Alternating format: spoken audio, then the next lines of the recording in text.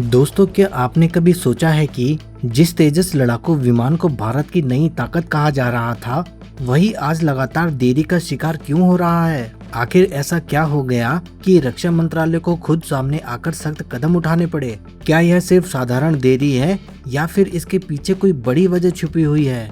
आज की इस खास रिपोर्ट में हम बिल्कुल आसान भाषा में समझेंगे कि तेजस की डिलीवरी आखिर क्यों रुक रही है, इससे भारतीय वायुसेना पर क्या असर पड़ सकता है और ये भारत के लिए कितना गंभीर मुद्दा है, और अब सरकार ने ऐसा कौन सा बड़ा फैसला लिया है जिससे पूरे रक्षा क्षेत्र में हलचल मच गई है। दोस्तों, सबसे पहले आपको पूरी खबर समझाते हैं। साल 2021 में भारत सरकार ने 83 तेजस लड़ाकू विमान खरीदने का बड़ा फैसला लिया था। इस सौदे की कीमत लगभग 46,000 करोड़ रुपए थी। उस समय कहा गया था कि पहला विमान साल 2024 तक भारतीय वायुसेना को मिल जाएगा। देश के लोगों को उम्मीद थी कि अब पुराने विमानों की जगह तेजी से नए स्वदेशी विमान भारतीय वायुसेना में शामिल होंगे। लेकिन समय बीतता गया और इंतजार बढ़ता गया। आज साल 2026 चल रहा है, लेकिन वायुसेना को अभी तक तय संख्या में विमान नहीं मिल पाए हैं। यही वजह है कि रक्षा मंत्रालय अब पूरी तरह एक्शन मोड में आ गया है। हाल ही में मंत्रालय के बड़े अधिकारियों ने कंपनी के अधिकारियों के साथ अहम बैठक की। इस बैठक में साफ कहा गया है कि अब और देरी बिल्कुल बर्दाश्त नहीं की जाएगी। अगर तय समय पर विमान नहीं मिले तो कॉन्ट्रैक्ट के अनुसार जुर्माना भी लगाया जा सकता है। यानी अब मामला सिर्फ सलाह देने तक सीमित नहीं है, बल्कि जवाबदेही तय करने तक पहुंच चुका है। अब सबसे बड़ा सवाल यही है कि आखिर तेजस विमान की डिलीवरी में इतनी देरी क्यों हो रही है? तो दोस्तों, बताया जा रहा है कि सबसे बड़ी परेशानी विमान के इंजन की सप्लाई को लेकर है।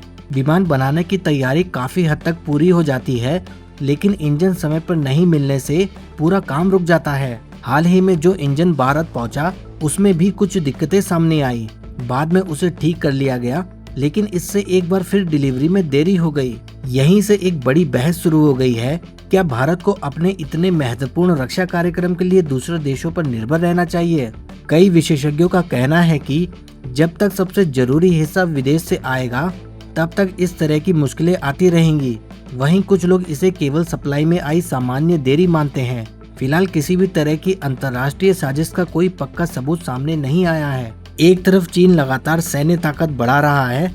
चीन के पास बड़ी संख्या में लड़ाकू विमान मौजूद हैं और मौजूदा समय में चीन के पास 2 प्रकार के 5th generation stealth fighter jet है। इनमें से एक है J-20 स्टील्थ फाइटर जेट। चीन के पास इस समय 300 से 500 के बीच J-20 विमान सेवा में एक्टिव हैं और चीन इसका प्रोडक्शन बहुत तेजी से बढ़ा रहा है। J-20 विमान को चीन ने 2017 में ही अपनी वायुसेना में शामिल कर लिया था। चीन के पास दूसरा और सबसे latest 5th generation stealth fighter jet है J-35। इसे अमेरिका के F-35 की टक्कर का माना जाता है। चीन की वायुसेना में इसकी संख्या लगभग 50 के आसपास बताई जा रही है और इसका उत्पादन भी तेजी से चल रहा है।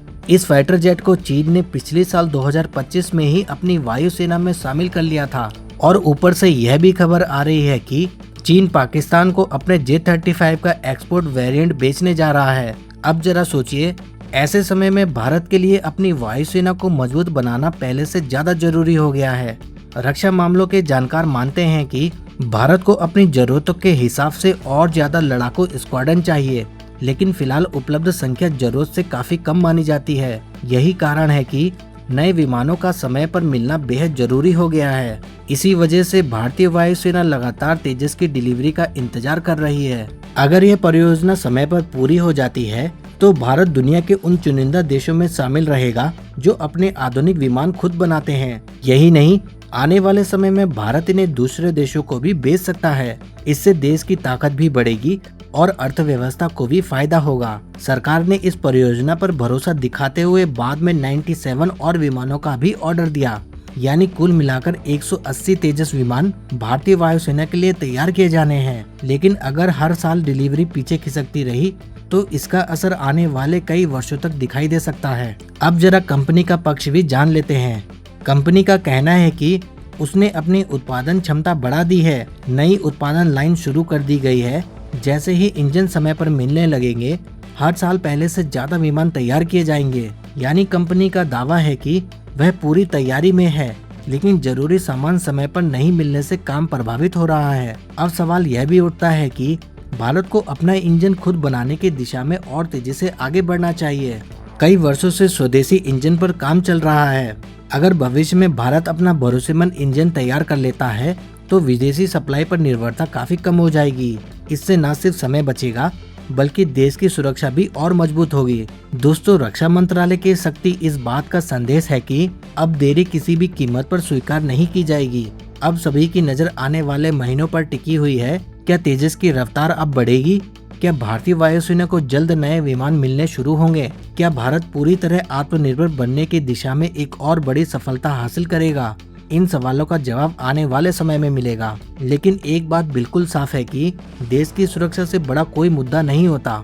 इसलिए हर जिम्मेदार संस्था को समय पर अपना काम पूरा करना होगा। दोस्तों, अब आपसे एक जरूरी सवाल, क्या आपको लगता है कि तेजस की देरी की सबसे बड़ी वजह विदेशी इंजन पर निर्भरता है या फिर हमारे सिस्टम की धीमी रफ्तार? क्या भारत को अब रक्षा उत्पादन में निजी कंपनियों की भूमिका और बढ़ानी चाहिए? आप अपनी राय हमें कमेंट में जरूर बताएं। अगर आपको हमारे द्वारा दी गई रिपोर्ट पसंद आई हो तो प्लीज वीडियो को लाइक करें, चैनल को सब्सक्राइब करें और बेल आइकन को दबाना ना भूलें ताकि देश की हर बड़ी और महत्वपूर्ण खबर आपको सबसे पहले मिलती रहे। मिलते हैं आपसे नेक्स्ट वीडियो में। जय हिंद, जय भारत।